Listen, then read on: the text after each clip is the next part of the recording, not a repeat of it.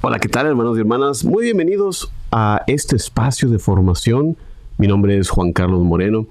Qué bueno que están aquí conmigo en este espacio de formación donde vamos a hablar el día de hoy de un tema gran importancia para nosotros como católicos.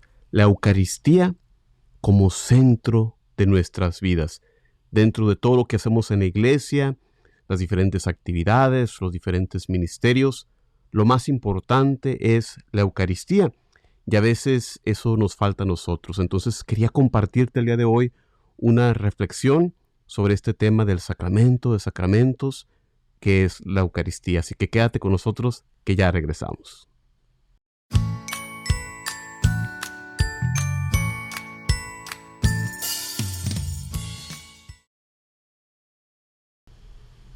Y muy bien, muchas gracias por acompañarme una vez más. Mi nombre es Juan Carlos Moreno, de parte del Instituto de Formación Vayan al Mundo, que es el espacio donde podemos compartir un gran número de formaciones a través de videos, a través de audios. Nos puedes encontrar en Facebook, facebook.com/Vayan al Mundo, o también en nuestro sitio de internet, vayanalmundo.org. Así que qué bueno que están aquí con nosotros una vez más, la Eucaristía como centro de nuestras vidas. El tema que les voy a compartir el día de hoy lo he desarrollado a partir de los escritos de un filósofo católico que se llama Peter Kreeft, que tiene muchos libros, ha escrito muchísimas cosas, y una de ellas es como el adentrarse en el catecismo de la Iglesia Católica.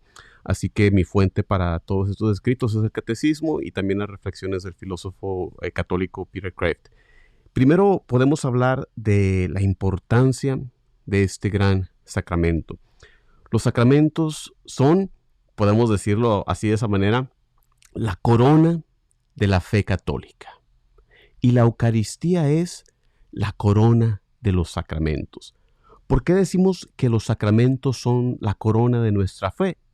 Bueno, decimos esto porque el Dios en el cual nosotros creemos y manifestamos esa fe en los credos, ese Dios al que obedecemos a través de los mandamientos, pues ese mismo Dios, vamos a su encuentro, nos encontramos con Él y lo recibimos en los sacramentos. Por eso podemos decir que la Eucaristía es la corona de los sacramentos. ¿Y por qué la Eucaristía es el más grande de los sacramentos? Pues porque en la Sagrada Eucaristía, nos dice el Catecismo, ahí está contenido todo el bien espiritual de la Iglesia, es decir, Cristo mismo, su cuerpo, su sangre, su alma y su divinidad. El Catecismo también, a partir de la enseñanza de los padres del Concilio Vaticano II, de la Constitución Lumen Gentium, en su numeral 11, nos dicen que la Eucaristía es la fuente y la cumbre de la vida cristiana. Fuente y cumbre. ¿Por qué decimos que es fuente? ¿Por qué decimos que es cumbre? Porque la Eucaristía es tanto el origen como el fin de esa realidad sobrenatural que es pues el punto de todo en nuestra fe católica. Esa realidad que le llamamos por varios nombres como salvación, como vida eterna, como gracia santificante, como el reino de Dios, como vida cristiana. Esa realidad consiste en participar en la vida misma de Dios. Y la Eucaristía es el origen, es la fuente de todo esto, porque hace más que ser un simple símbolo. En la Eucaristía esta realidad se nos da. Y la Eucaristía es también el culmen, la culminación de la vida cristiana, de la vida del ser humano en relación con Dios, porque es la culminación de la vida de Dios en relación con el hombre. Al menos mientras estemos aquí en la tierra, es lo más alto, es lo más grande, es la unión más grande que nosotros podemos alcanzar. Es lo más grande que Dios ha hecho con nosotros, es el regalo más grande. Y también es lo más grande que el hombre, a través de la celebración de la Eucaristía, le hace a Dios.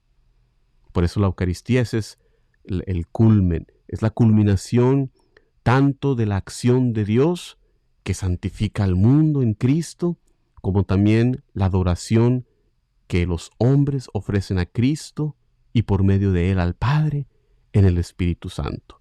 Es lo que nos enseña el Catecismo de la Iglesia Católica. Lo pueden verificar en el párrafo 1325. Así que es de gran importancia por eso. Es lo más grande, fuente y cumbre. Y podemos también el reflexionar el por qué Dios instituye a la Eucaristía. Y esta pregunta la maneja sobre todo en el Catecismo, en el comienzo. Si te has propuesto estudiar el Catecismo, tú puedes ver que en el primerísimo párrafo del Catecismo nos dice que Dios infinitamente perfecto y bienaventurado en sí mismo, en un designio de pura bondad, ha creado libremente al hombre para que tenga parte en su vida bienaventurada. Y por esta razón, Dios se acerca al hombre para estar unidos con nosotros. Y eso lo vemos en el primer párrafo del Catecismo. Es el principio, es lo fundamental. Y esa unión es de lo que estamos hablando aquí en el Catecismo. Para eso Dios nos creó, por ese amor puro y desinteresado que es la esencia misma de Dios. Por eso Dios creó al universo para darnos vida, para darnos existencia, para disfrutar de su amor para siempre, por toda la eternidad.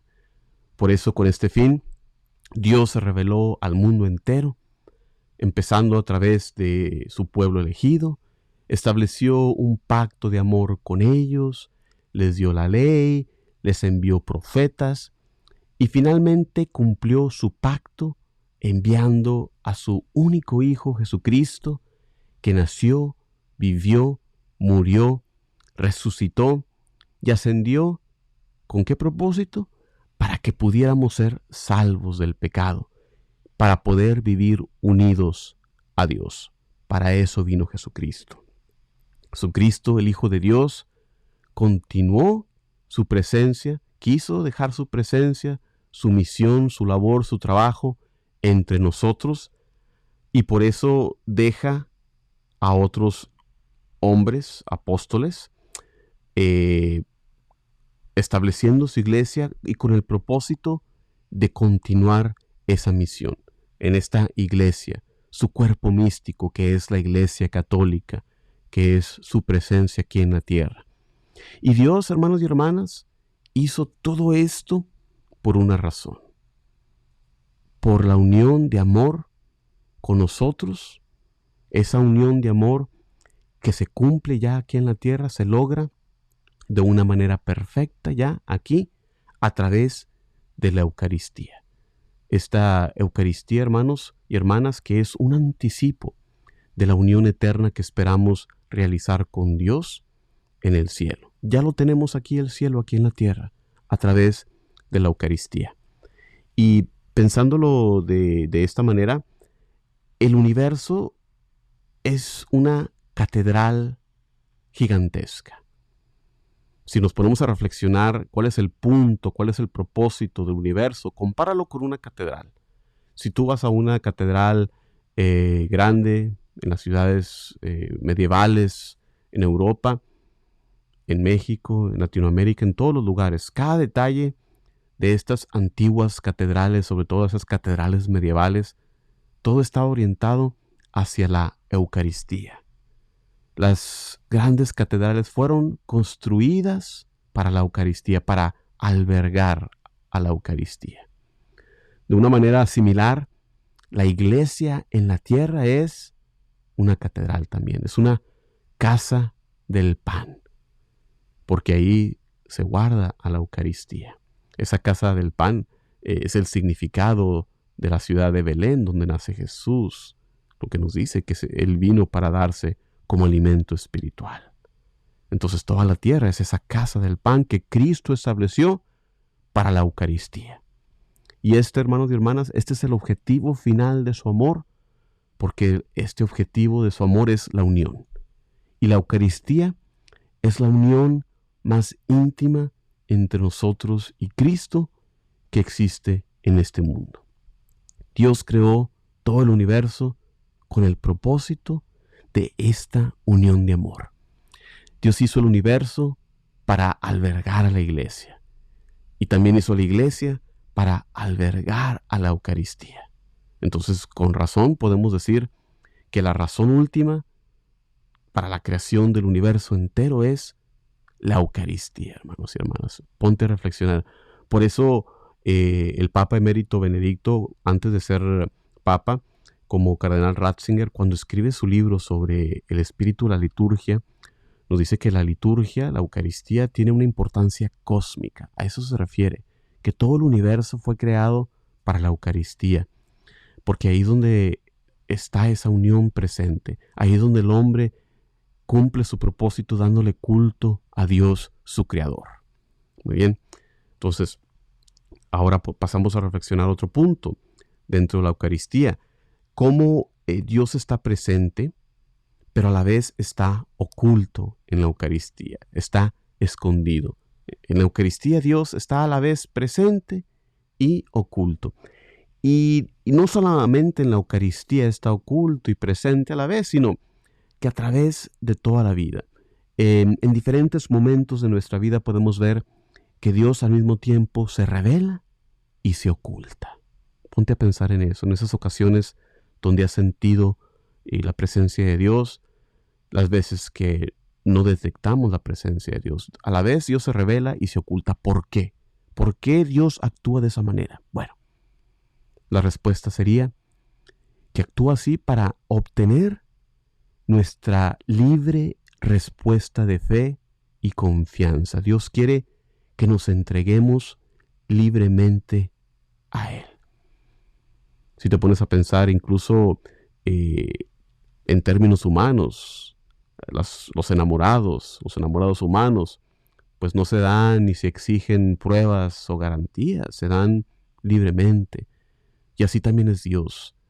Dios nos da luz suficiente para los que lo amamos, para los amantes de Dios. Suficiente luz para que lo podamos encontrar cuando lo buscamos, pero no tanta luz como para que se volviera algo obligatorio a los que no aman a Dios, a los que no lo buscan, de manera que se requieren las dos cosas. Dios siempre se nos da, tenemos nosotros que buscarlo, pero Él nos da la luz suficiente para encontrarlo, porque el enamorado, el amante, Dios, respeta la libertad del amado, y Dios nos ama mucho, y nos ha dado ese libre albedrío para aceptarlo o para rechazarlo. Entonces la grandeza de la Eucaristía pues es reconocida, es conocida pues más que nada por la fe, no por los sentimientos, no por los sentidos. Las ciencias no pueden detectar la presencia de Dios en la Eucaristía. Sin embargo, su ser, esta realidad es mayor que las apariencias, porque el pan y el vino mantienen esas apariencias de pan y el vino, aún después de este cambio. Nos dice Santo Tomás de Aquino, la presencia del verdadero cuerpo y sangre de Cristo en este sacramento no puede ser detectada por los sentidos ni por la comprensión, sino solamente por la fe que descansa sobre la autoridad divina y no en la experiencia humana. Y pues muchas veces nosotros ponte a pensar en tu propia vida, tenemos experiencias que nos marcan, cosas que dices, una sola vez en la vida nos puede pasar esto. Y tenemos muchas experiencias en la vida de esta manera, que quizás pueden parecer en ese momento más divinas, más celestiales, más de Dios que lo que sucede todos los domingos al nosotros recibir la Eucaristía. Tenemos muchas experiencias que nos llevan incluso a las lágrimas, a gran emoción de alegría y que permanecen en nuestra memoria a lo largo de nuestras vidas. Ponte a pensar en cosas como nacimiento de tus hijos, quizás muerte de nuestros padres, de nuestros abuelos, bodas, luna de miel, reuniones, no sé, incluso cuando gana tu equipo favorito, ¿verdad? este tipo de cosas que dices una vez en la vida. En contraste, la mayoría de nosotros, la gran mayoría de nosotros, si somos sinceros, usualmente sentimos muy poco cuando recibimos el mismo cuerpo de Dios encarnado. A pesar de que esta realidad de Dios aquí presente en la Eucaristía es infinitamente mayor que cualquier otro evento en nuestras vidas. Pero esto es normal, hermanos. Esto es normal y de cierta manera, pues este es el orden que Dios ha decretado. Por una razón, porque Dios no nos da sentimientos celestiales cuando recibimos la Eucaristía, por la misma razón que no todos tenemos visiones celestiales. No a todos se les aparece Jesús o Dios o la Virgen o los ángeles, ¿verdad? No sentimos ni vemos a Cristo como realmente es, para que la fe y no los sentimientos o la vista se pueda ejercer. Ejercitamos la fe al ir con fe, una fe cotidiana es la cual con la cual recibimos el cuerpo y la sangre de Cristo. Una fe así como la fe de Pedro, como la fe de los apóstoles. Porque cuando Jesucristo comienza a enseñar sobre la Eucaristía, a empezar a revelarles ese misterio, y les dice, tienen que comer mi cuerpo y beber de mi sangre para tener la vida eterna, muchos lo abandonan, no lo entienden. Jesús se voltea a Pedro y dice, ¿y ustedes también? ¿Tú también me abandonas? Y Pedro dice esas palabras, ¿verdad?, que marcan su gran fe. ¿A dónde iremos, Señor?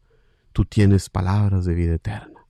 Así que esa es la misma fe que se requiere de nosotros, una fe cotidiana, que aunque no sintamos la gran cosa al recibir la Eucaristía, sabemos en fe, ejercitamos la fe, teniendo la certeza en fe de que Jesús está ahí presente.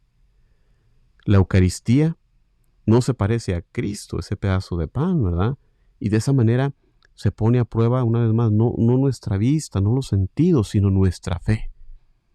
Creemos la palabra de Dios, la palabra de Jesús en los evangelios que nos ha dicho que Él está presente en ese pan y ese vino, o vamos a nosotros a confiar en los sentidos humanos.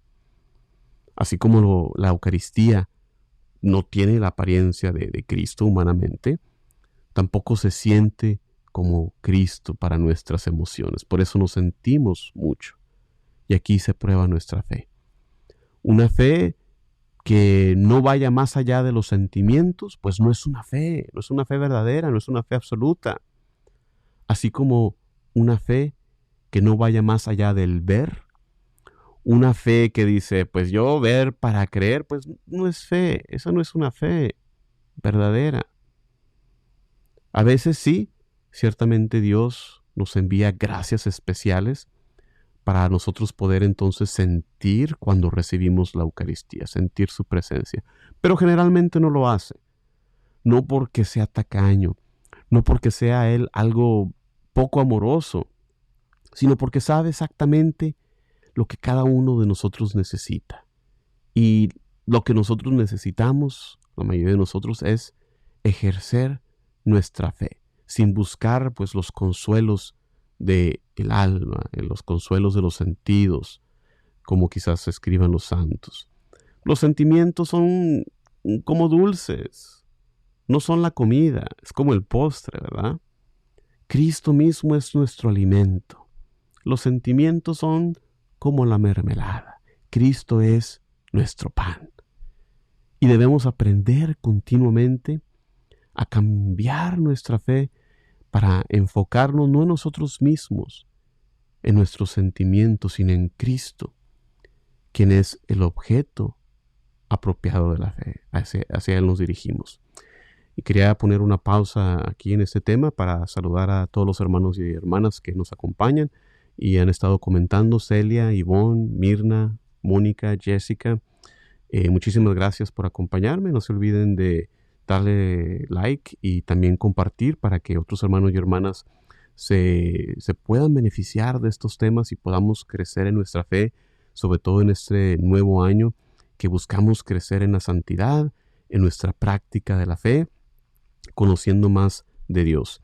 Y como les decía, a pesar de que Dios usualmente no se muestra en apariencia, hay casos en que, a través de la historia, en que realmente sí hemos visto su presencia de manera milagrosa.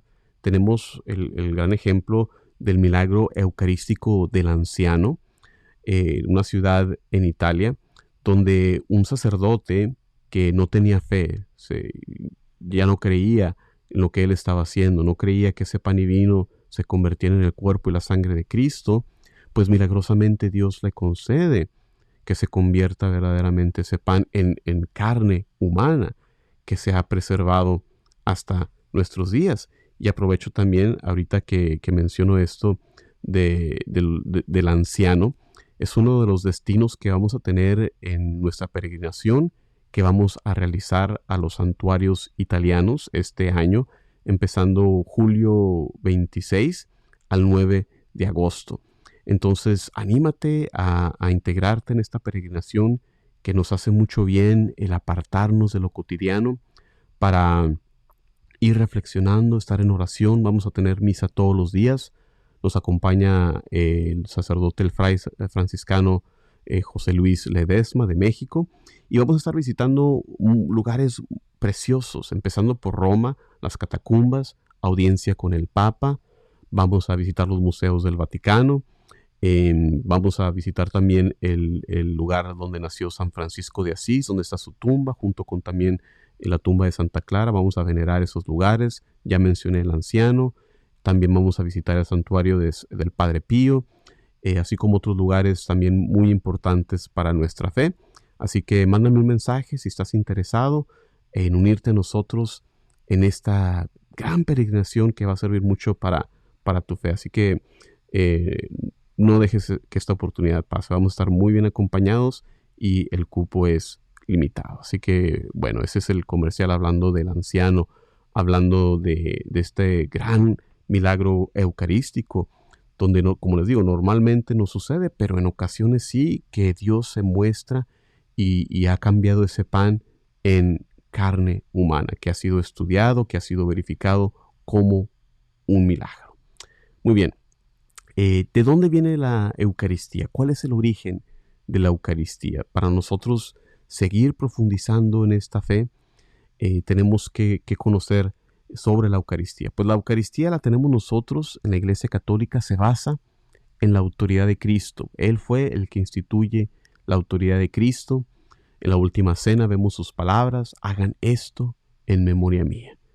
Y la Iglesia nos dice, por ejemplo, en el Catecismo, párrafo 1333, que nosotros, fieles al mandato del Señor, la Iglesia continúa haciendo lo que Jesús hizo. Entonces, pues esas personas que rechazan lo que la Iglesia enseña, lo que la Iglesia hace, esas personas, lo sepan o no, estén conscientes o no, pues realmente están rechazando lo que Cristo enseña, lo que Cristo hace. Porque lo que tenemos en la Iglesia, el credo, el código de conducta, nuestro culto, o sea, lo que es la teología, la moralidad, la liturgia, pues todo se hace en su nombre, en el nombre de Cristo. Y Él les dijo a los apóstoles: quien los escucha a ustedes, a mí me escucha. Y quien a ustedes los rechaza, a mí me rechaza. Y quien me rechaza a mí, rechaza al que me ha enviado. Esto viene del Evangelio de Lucas, capítulo 10, versículo 16.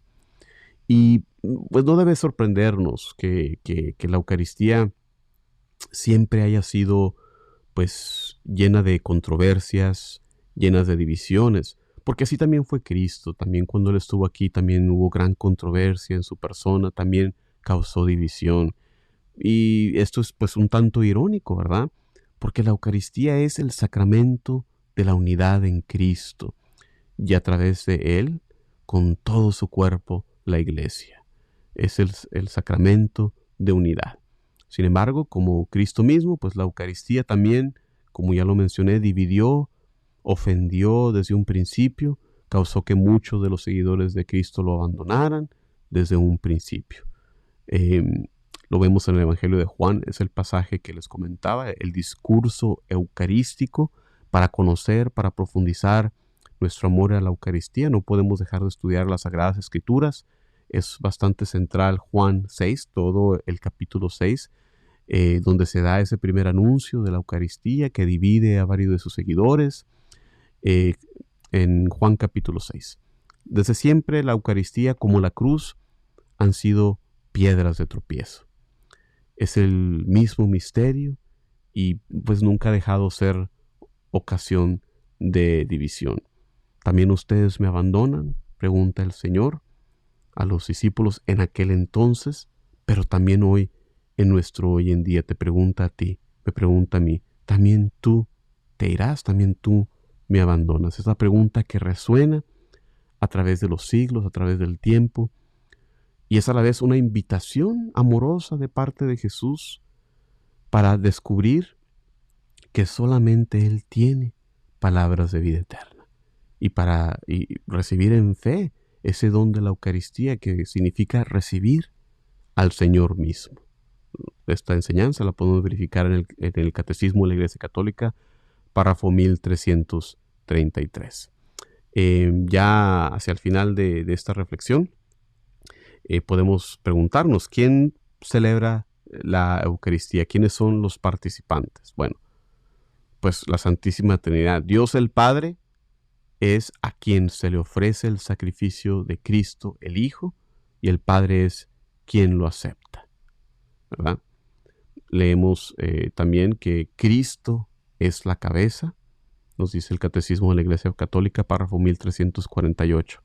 Cristo es la cabeza, el principal agente de la Eucaristía. Cristo nos dio la Eucaristía, nos dio a sí mismo para nuestra salvación, para poderla ofrecerla con Él a Dios Padre para nuestra salvación.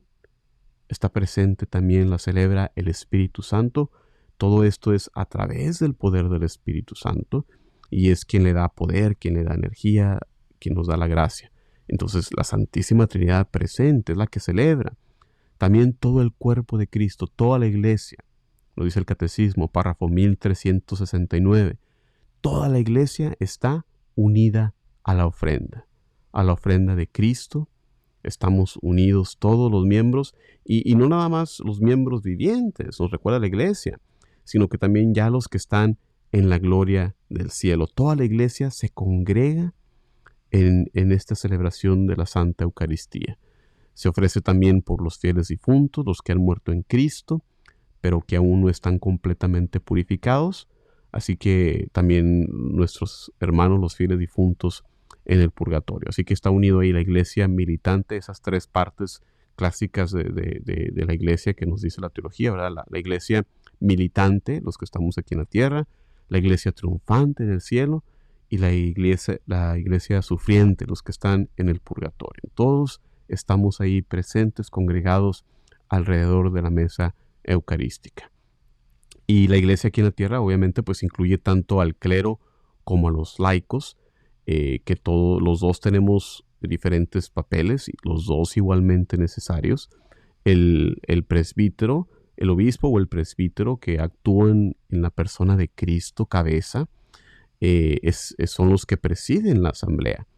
Pero eso no significa que los demás estamos ahí como espectadores. No, nosotros los laicos todos tenemos también una parte activa en la celebración, y cada quien pues también podemos participar en diferentes ministerios, ¿verdad? Como lectores, como llevando las ofrendas, como ministros extraordinarios de la comunión, pero sobre todo a través de nuestra respuesta a la oración del sacerdote, cuando con nuestro amén, ahí es donde se manifiesta nuestra participación. Amén, así sea.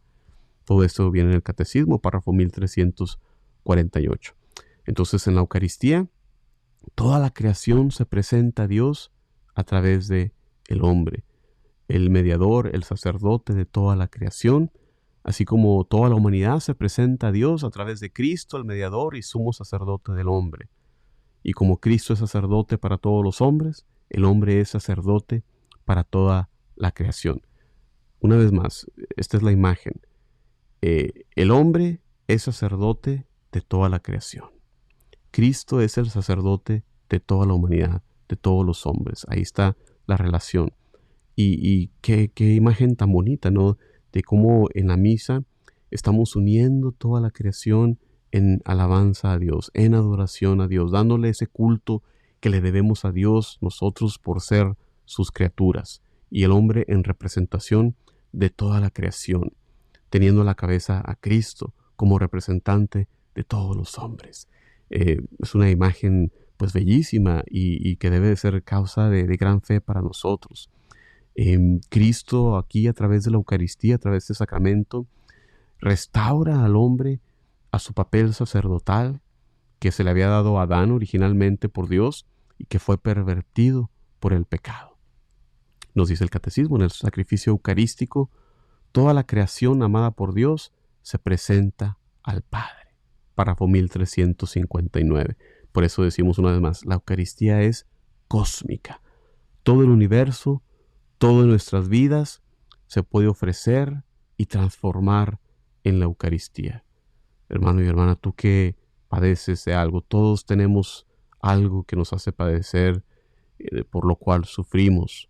Hay que ofrecérselo a Dios en la Eucaristía.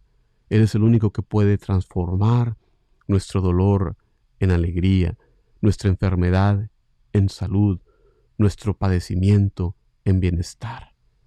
Podemos y debemos llevar todo nuestro ser a la Eucaristía, sobre todo durante ese momento que se ofrecen los dones. Es ahí donde nos unimos todos, todo nuestro ser, los unimos a esos dones que se llevan al altar y que nada se nos quede. Lo entregamos todo a Cristo, porque la Eucaristía es Cristo y todo lo que le damos a Cristo va a ser perfeccionado, va a ser purificado, va a ser transformado. No nos quedemos con nada, entreguémosle todo a Dios aquí en la Eucaristía. Y en la medida en que nos entreguemos, en esa medida es que recuperamos nuestra humanidad, recuperamos esa humanidad distorsionada por el pecado. En esa medida que entreguemos todo, recuperamos nuestro verdadero ser ahora transformado por Cristo. Por eso nada en nuestras vidas debe quedar fuera de la Eucaristía. Así que, hermanos y hermanas, muchísimas gracias por acompañarme en esta breve reflexión sobre la Eucaristía como centro de nuestras vidas. No se te olvide darle like y compartir este mensaje en tu muro para que otros hermanos y hermanas se beneficien. También escríbeme si tienes algún otro sugerencia de algún tema que te pueda servir, que pienses tú que pueda servir a la comunidad. También si quieres mandarme una invitación a dar una catequesis, una formación en tu comunidad, también siempre estamos abiertos y muy honrados. Para mí es una gracia siempre el poder compartir en otros grupos cuando nos invitan, así que sería un honor, una gracia para mí poder impartir también una enseñanza, una formación en tu comunidad. Así que mándame un mensajito si también crees que tu comunidad se pueda beneficiar. Así que muchísimas gracias por acompañarme. Se despide de ustedes Juan Carlos Moreno para el Instituto de Formación Vayan al Mundo. Encuéntranos en facebook.com/Vayan al Mundo o en nuestro sitio web vayanalmundo.org. Que la paz y el amor de Dios los acompañe ahora y siempre. Muchísimas gracias.